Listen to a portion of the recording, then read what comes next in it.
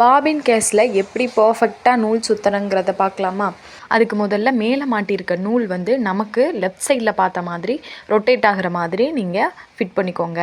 Fit பண்ணிவிட்டு நீங்கள் அதுக்கப்புறம் பாபினை எடுத்துகிட்டு பாபினுக்கு மேலே இருந்து கீழே வர்ற மாதிரி நூலை சுற்றிக்கணும். இந்த மாதிரி சுற்றுனீங்க அப்படின்னா நமக்கு ஸ்டிச் பண்ணும்போது அந்த சிக்கு விழுகாமல் நமக்கு கரெக்டாக ஒரே தையலாக விழுகும். இப்போ ஃபிக்ஸ் பண்ணதுக்கப்புறம் சிலர் என்ன பண்ணுவீங்க அப்படின்னா ஸ்க்ரூ ட்ரைவ் வச்சு அதில் வந்து நீங்கள் நூல் சுற்றுவீங்க. அதில் நீங்கள் போட்டு நூல் சுற்றுனீங்க அப்படின்னா நமக்கு அந்த பாபின் வந்து ஒழுங்காகவே ரொட்டேட் ஆகாது. அதனால் அதை பண்ணாதீங்க.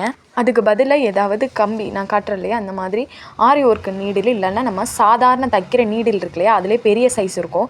அந்த நீடில்குள்ளே நீங்கள் பாபினை ஃபிக்ஸ் பண்ணி கூட நீங்கள் நூலை சுற்றலாம். இப்போ பார்த்தீங்கன்னா தெரியும், ஃபிக்ஸ் பண்ணிவிட்டு நம்ம நூல் சுற்றும் போது லெஃப்ட் சைடும் ரைட் சைடும் நம்ம அட்ஜஸ்ட் பண்ணிகிட்டே நூலை சுற்றணும். ஒரே சைடு நம்ம சுற்றிட்டோம் அப்படின்னா தைக்கும் போது நமக்கு சிக்கு விழுகும். இந்த மாதிரி நீங்கள் பாபினில் நூல் சுற்றிக்கலாம்.